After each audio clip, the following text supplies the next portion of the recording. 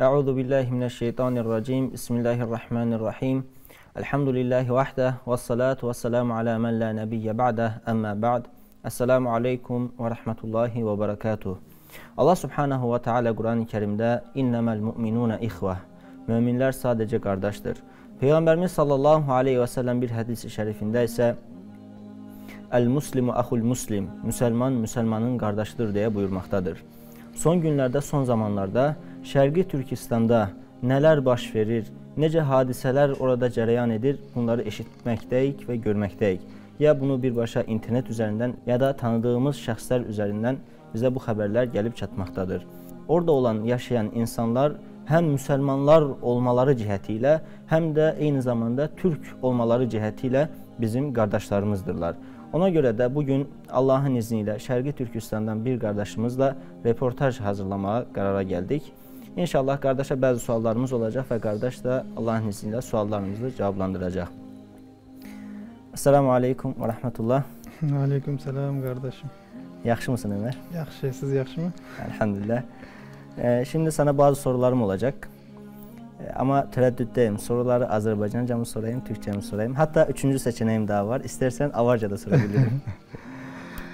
Türkçe olsun çünkü burada Türkçe daha iyi anlaşırız. Daha güzel olur. İsmin Ömer tabii. Evet. Kendini bize tanıtabilir misin Ömer? İsmimden başlayayım o zaman. İsmim Ömer bin Muhammed. Yani bizde soyad kullanmadığı için baba adıyla çağrılıyor. Yani Arap sistemine benziyor daha çok. Babamın adı Muhammed. Doğu Türkistanlıyım. Uygur Türkiyim. Burada işte sizinle beraber ilahiyatta son sınıf öğrencisiyim. Kaç senedir Türkiye'desin? Yaklaşık 3,5 sene, 4 seneye yaklaştı. Türkiye'de yaşıyorum. Maşallah artık Türk olmuşsun yani. Yok, Yani o kadar da. Türkiye yani. Türkiye'ye gelişin nasıl oldu? Bunu bize anlatabilir misin? Aslında ben de Doğu Türkistan'da normal bir hayat geçiren bir vatandaştım orada.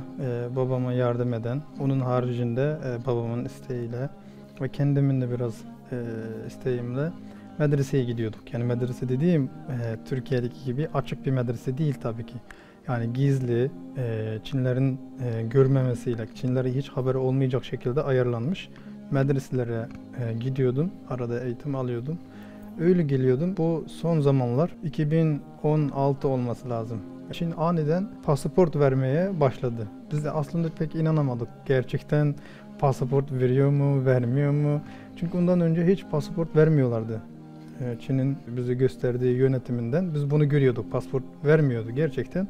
Hatta güvenemedik. Biz alsak bu pasaportu çıkabilir miyiz diye böyle düşündük. Sonra aldık, denedik. Babama da dedim yani baba beni gönderirsen iyi okurum, gönder dedim. Bu arada babam pek yanaşmadı. Pek babam desteklemedi. Bu arada annem dedi yani eğer baban göndermiyorsa ben göndereyim seni dedi. Bir arazisi vardı annemin babasından miras kalan. Dedi orayı satarım, yarısını seni gönderirim, yarısını da abine veririm. Abimin aile kurmuştu, kendi ailesi vardı.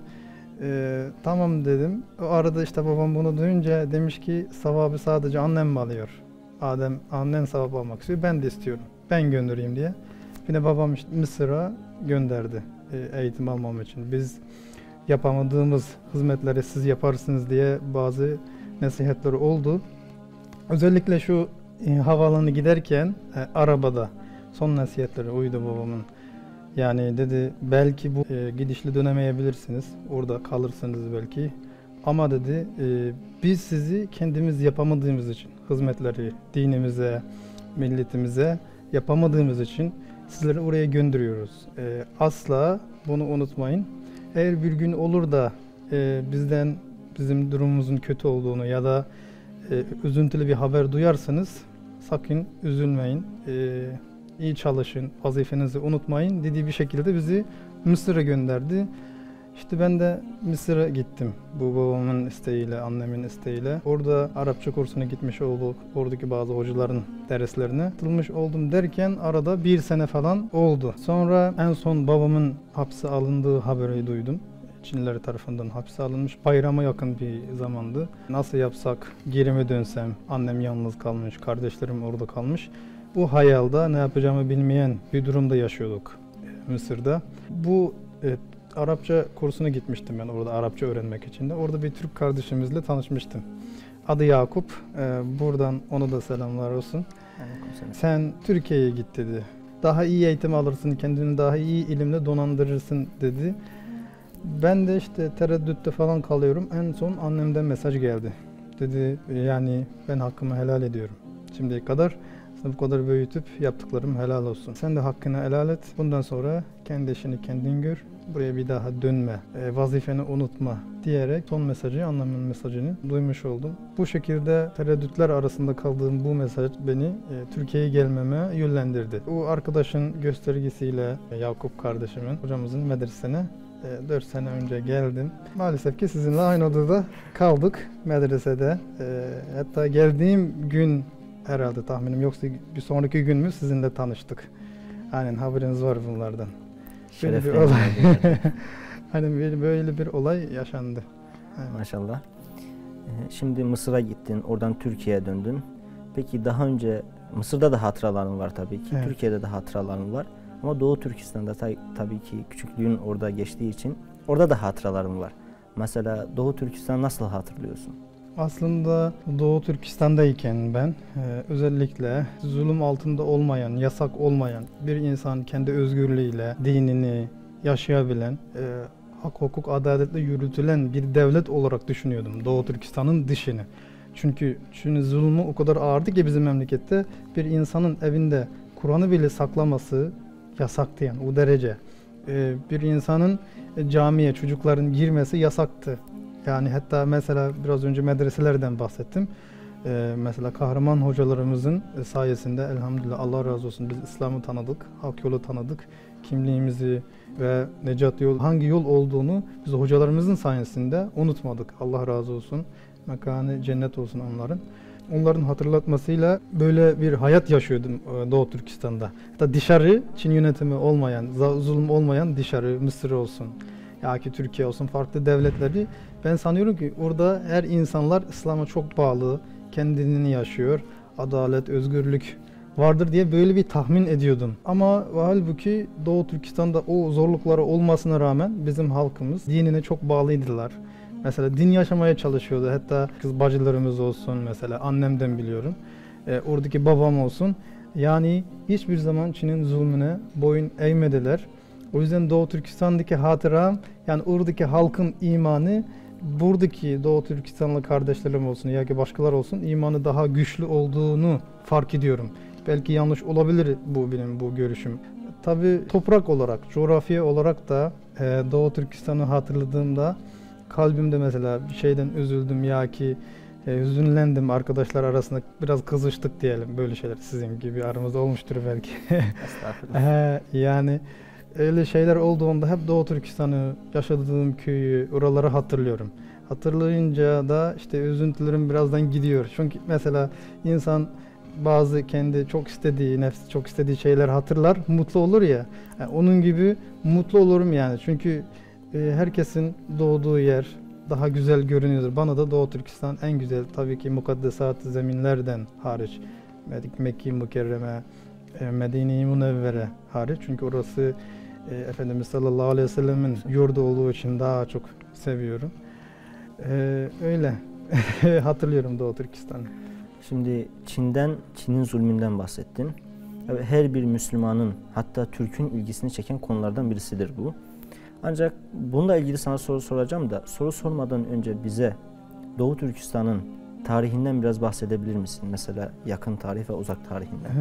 Kısaca o zaman bahsedeyim. Doğu Türkistan'ın eğer uzak tarihine bakarsak Doğu Türkistan zaten çok hocalara sahip olan, en medeniyetin merkezi olan bir şehir. Hatta mesela biz fıkıh kitaplarımızda da okuyoruz mesela İmam Kaşgari var. Mesela İmam Kesani, İmam Kesai hep o bölgelerden çıkmış. Hatta bu Arap dünyası da, İslam dünyası da büyük hoca efendiler, özellikle Hanefi mezhebinin hocaları, usul hocaları olsun, hep o Türkistan bölgesinden çıkmışlar. Ama yakına tarihi gelince de Hatta Doğu Türkistan halkı özellikle son zamanlarda da Çin'e karşı çok direnmişler. Mesela en son dünyayı savaş alanı olan zamanlar, mesela Birinci Dünya Savaşı, o zamanlarda bile Doğu Türkistan'da direniş olmuş. Hatta 1933'te Sabit Damullah Hoca Efendi'nin önderliğinde Doğu Türkistan Devleti kurulmuştur. Kaşgar'da Doğu Türkistan Devleti ilan edilmiş. Hatta Özbekistan'da da bu devletin kurulduğunu ilan etti. Gazeteleri şimdi görebiliyoruz mesela. Ondan sonra bu devlet çok uzun sürmemiş. Yani içinden parçalanmaya maruz kalmış. 1934'te bir daha bu devlet yıkılmış. Ama ona rağmen halkımız, Allah razı olsun ecdadımızdan, onların bu fedakarlığı bugün bize örnek oluyorlar. Yıkılmasına rağmen yine halk Çin'in zulmüne karşı çok direnmişler. Doğu Türkistan 1944'te bir daha kurulmuş. 1944'te. Ondan sonra işte 1949'a kadar Çin tamamıyla Doğu Türkistan işgal edene kadar bu Çin'e karşı dayanmalar, karşılık vermeler, savaşmalar devam etmiştir Doğu Türkistan'da. Öyle bir tarihi var yani. Hatta geçen bir hocamızla konuştuk. Bu Sovyetler, Özbek kardeşlerimiz olsun, oradaki kardeşlerimizi işgal etmeye başlayınca oradaki bir kısım Müslümanlar Doğu Türkistan'a göç ettiği de söyleniyor orada. Çünkü hala biliyorum Doğu Türkistan'da mesela Özbek köyü, Kazaklar, hatta Türkler, Türk köyü olduğunu da söyleniyor tarih kitaplarımızda. Karışık yaşayan bir millet kültürü var Doğu Türkistan'da aslında. Tabii Uygur Türkleri daha genelini kapsası da ama orada bütün milletten, Türk milletinden mesela şeyler var. Özbekler kardeşlerimiz, Kazak kardeşlerimiz, hatta Türk kardeşlerimiz bile yerleştirildiği söyleniyor. Ömer, şimdi internette Doğu Türkistan'ı, Çin'in zulmünü anlatan birçok videolar var. Görüyoruz yani zaten. Her gün paylaşıyorlar diyebiliriz. Bu zulümler arasında senin bizzat gördüğün, şahit olduklarını bize anlatabilir misin? Mesela babanı hapse attılar dedin sen Mısır'dayken. Ve ondan sonra sen buradayken senin babanın, Allah rahmet etsin, vefat haberi geldi, duydun. Biz de buna şahidiz. Mesela bunu nasıl ifadelere dökersin? Bize bir anlatabilir misin? Ya şimdi benden önceki, ben doğmadan önce annemle evlendikten sonra işte babam da elinden geldiği kadarıyla kimliğini unutmamak için Doğu Türkistan'da bazı eylemler yapmaya çalışmış. Mesela kendi mecburiyetimizi ada etmemiz gerekiyor adına bazı hareketlerde bulunmuş. Ondan dolayı da annem beni doğduğunda babam evde yokmuş. Kaçak hayat yaşıyormuş. Yani Çinliler onu arıyormuş. Öyle kaçak hayatı yaşıyormuş. 3-4 sene falan Çin hapishanesinde de kalmış. Hatta ben kendimi bilene kadar. Tabii kendimi bildiğim bileli işte babam mesela siyaset biraz daha ağırlasa hemen Çinliler gelir. Eşkıyalar gibi girer eve. Babamı alır. Vurup kırarlar, her yeri dökerler. Öyle çıkarlardı her zaman. O yüzden de bunlara olan nefretim ebedidir. Yani asla bitmeyecek. Çünkü onlar insan değiller onlar. Yani onların davrandıkları insanilik değil. Yani zaten onların dini yok. Müslüman olsa bunu asla yapmaz bir kere ama insanlık bile yoktur bunların bu hareketlerinde. Babam hatta en son ben Mısır'a gitmeden önce de babamı hapse almışlardı. Babam yemeği seven biriydi, kilolu biriydi. 100 kilo yakın kilosu vardı babamın. 110 bazen gidiyordu. Hatta hapse aldı. Babam 29 gün kaldı hapiste. Çıktığında babam 70 kiloya kadar kalmış. Yani düşünün eğer bir gün 1 kilo vermiş diyebiliriz. Yani eğer 100 kiloysa bir günde 1 kilo vermiş babam. Hatta çıkarken yürüyemiyor babam. Elleriyle duvara yaslanarak öyle çıkmış. Eve geldi, ağladık. Böyle zulümlara bizzat kendim babamın bu zulümlerini gördüm. Onun haricinde de mesela bir adam kendi kasabamızda bir adam işte paltı, odun parçalamak için alıyor. Sokakta gidiyor, yürüyor mesela. O adam mesela bize saldıracak diye Çinliler kurşun atıyor ona. Mermi sıkıyor, adam ölüyor. Onun hesabını soran olmuyor mesela. Bu en basit örnekler. Ve onun haricinde mesela benim annem Feraceli, yani çarşaflıydı. Hiç dışarı çıkamazdı yani serbest bir şekilde. Çünkü tutukladığı zaman direkt hapse götürürdü. Hatta taciz ettiği haberler bile duyuluyordu yani oradan. O kadar zor zulüm vardı. Bir insan, özgür bir insan. Yani düşünün şu zamanda bir insan dışarı işte sadece ferace giydin diye çıkamaması ne kadar acı bir durum değil mi? Tamam onu bırakın bugün. Doğu Türkistan'da şu anki son aldığımız habere göre herkes makyaj yapacak. Herkes kısa işte mini etekler giyecek. Hatta fotoğraflar bile görmüşsünüzdür. Mesela o etekleri kestiği onları görmüşsünüzdür. Zaten bunlar gerçekler şu an.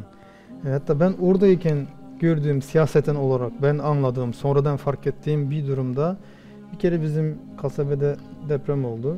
Ağır deprem oldu, yani deprem ağır oldu. Hatta bildiğim kadarıyla 6.7 falan olmuştu. Ama sadece bir tane duvar yıkılmış bir kasabede, bütün bir kasabede. Ama Çinliler bunu bahane ederek o kasabedeki bütün evleri yıktılar. Dedi ki depreme dayanıklı ev yapacağız. Evi de biz yapacağız. Öyle dediler. Ben bizzat gördüm bunları. Sonra tamam dediler, herkes yani hayır diyemiyor çünkü orduları getirdiler, öyle yıktılar. Sonra dediler ki biz yapmayacağız ama biz faizsiz borç vereceğiz. Millet mecbur, yani nasıl yapsın, çadırda mı gün geçmiyor, mecbur ev yapacaklar. Bazı insanlar almış oldular bu krediyi için faizsiz diye. Güvenmese de mecbur alacak. Yani alınca sonra dediler ki hayır faizli olacak. Hatta kat kat faizli olacak. Yani böyle bir siyaset uyguladılar. Milletin elinde ne varsa, para olsun ya ki sakladığı, kullanmak için sakladığı ne varsa her şeyi milletin elinden aldılar. Yani bildiğin eşkıyalık yaptılar. Belki insanlar şaşırıyordur. Çin devleti bu kadar güçlü bir devlet niye yapsın, ihtiyaç yoktur falan diye düşünenler de oluyordur. Halbuki bunlar benim bizzat kendim gördüklerim ve yaşadıklarımdır bunlar. Yani memleket Doğu Türkistan'dayken. Yani zulüm anlatsam bitmez ne kadar çok. Yani çevremdekiler olsun, hocalarım olsun, okuyan mesela, kendi dilini yaşamak isteyenler olsun. Ya ki ben Uygur Türk'üyüm, ben Uygurum diye kendini bir millete ait hisseden biri olsun, hiçbirini sağ bırakmıyorlardı zaten. Direkt ya hapse alırdı. Hiç sorgu çekmeden mesela. Babamın da ne suç olduğunu bilmiyoruz hapse aldığında. Hatta en son duyduğum habere göre mesela babamı da almış, cesedini vermiş diyorlar. Verdim vermedi belli değil. Yani bunu bizzat ailemi şu an bile soramıyorum bile. Hatta irtibatı da geçemiyorum. Haberiniz var zaten. Yani o kadar zulüm ağır derecede şu an Doğu Türkistan. En son duyduğum kadarıyla bizim kasabede hiçbir erkek kalmadığını, yani da bizim orada sigara içmek mesela çok ağır.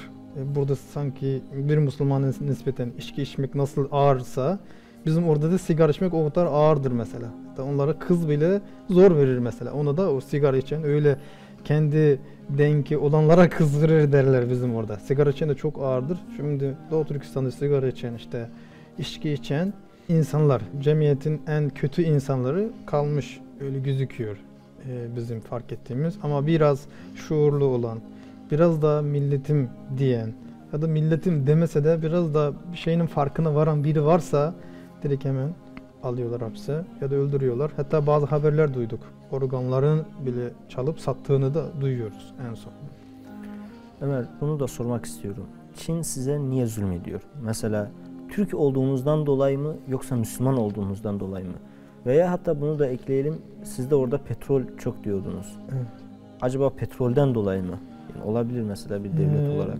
Bence hem Müslüman olduğumuzdan hem Türk olduğumuzdandır. Niye? Çünkü bir Müslüman hiçbir zaman Allah'ın hakimiyetinden başka bir hakimiyeti kabul etmez. Özellikle yani kimliğimizi orada koruyabilmemizin, bugüne kadar bu zulme rağmen kimliğimizi koruyabilmemizin asası da bir de bu Müslüman olduğumuzdur. Çünkü bir Müslüman ne olursa olsun hiçbir zaman Allah'ın kanunundan başka kanunu kabul etmez. O duygu her zaman olur.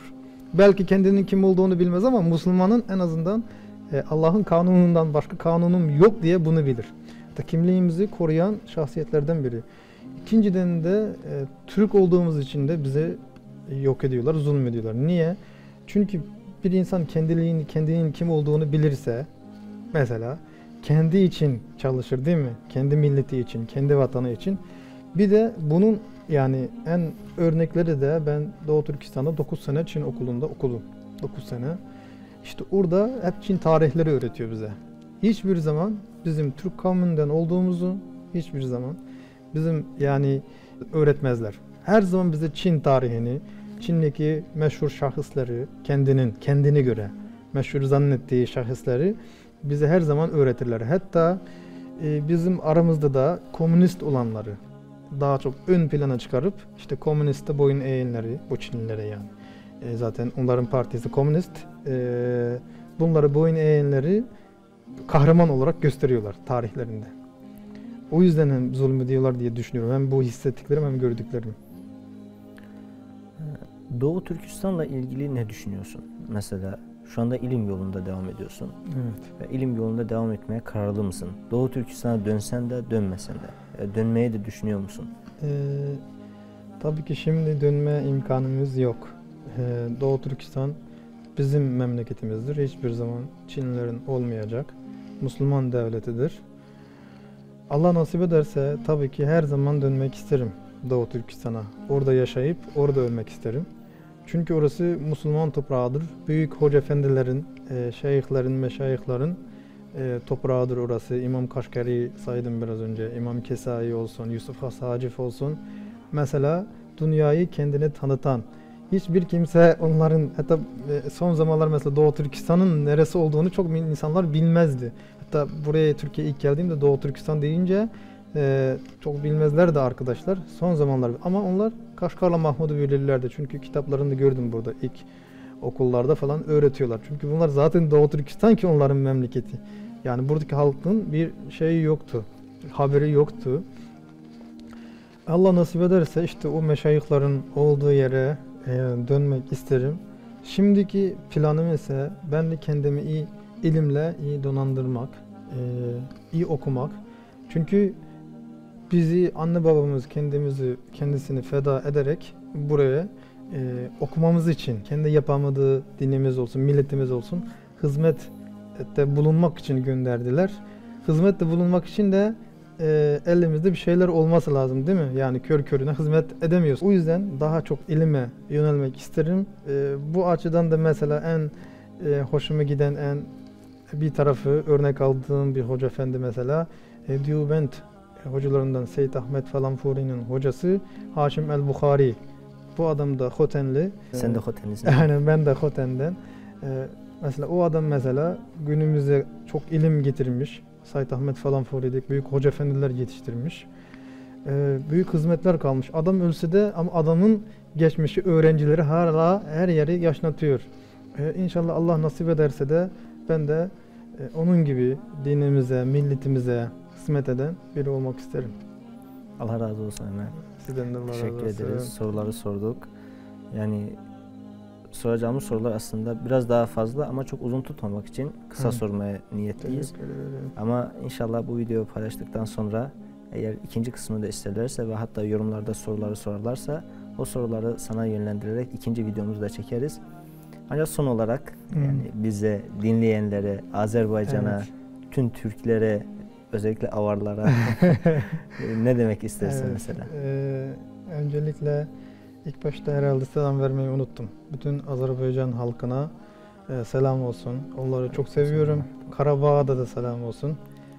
Sizlere de çok tebrik ediyorum. Toprağınıza kavuştunuz inşallah. Kardeşlerim, ben Ramazan kardeşimle, Furudun kardeşimle İFAM'da tanıştık. Hatta ilk başta bahsettiğim gibi ilk aynı odada beraber kaldık. Çok samimi kardeşimdir, çok çalışkan kardeşlerimdir maşallah. Hep örnek almışımdır. Hatta şöyle bir hatıramı da anlatayım.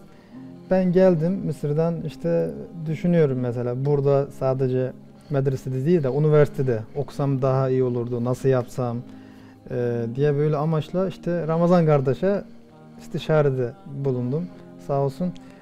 İşte o da dedi, kardeş ben de kendi üniversiteye nasıl kaydolduğunu anlattı dedi. Bak kardeş dedi, dua edeceksin. Ondan sonra başvuracaksın, sonra dua edeceksin. Allah nasip ederse olur dedi. Bu sözü, bu tarafı çok etkilemişti. Gerçekten de okula gittik böyle kayıt yapmak için. Dekanla konuşacağız, bazı bilgilerimiz eksik. Tam burada dekan yüzümüze bakmadan gitti. Çok üzüldüm yani orada.